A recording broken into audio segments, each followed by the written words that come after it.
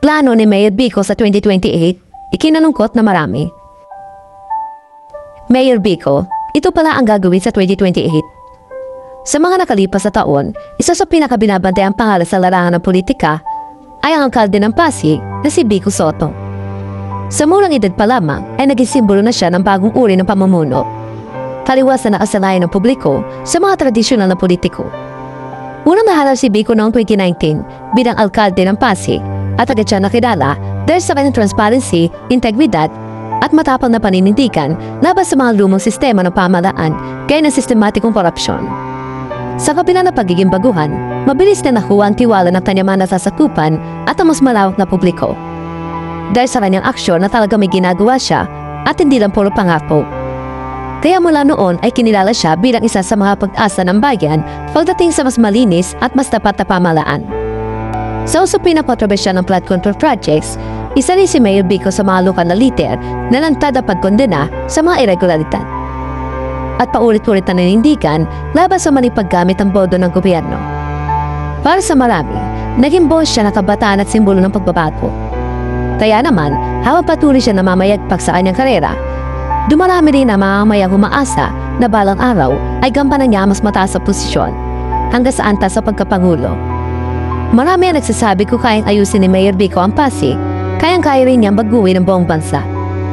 At dito pumasok ang panawagan ng ina ng ibaba ang age requirement para sa pagtakbo sa presidente.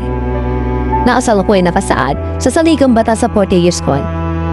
Si Vico na kasalukuyan 36 anyos ay hindi papasok sa pamantayan tihon.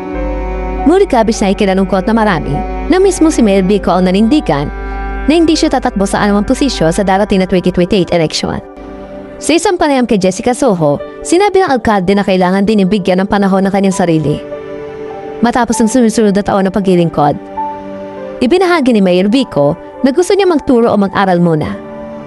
Ayon sa kanya, kung ako lang, nagsabi na ako, 2028, I'll take a break from politics. Di mo na ako tatakbo.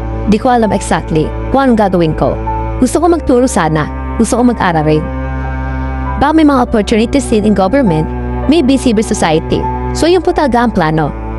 Dagdag pa niya, mas mahalaga ring iwasan na pagiging tulad ng mga tradisyonal na politiko na paulit-ulit na tumatakbo kahit wala namang malinaw na direksyon.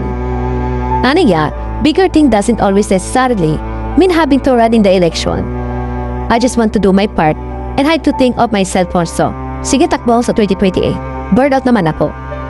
Hindi rin naman madali ang ginagawa araw-araw. E di wala rin. Deserve busy rin sa tao. Kilala ko ang sarili ko. Alam po ko hanggang saan lang ako. Tingin ko ito ang tamang desisyon.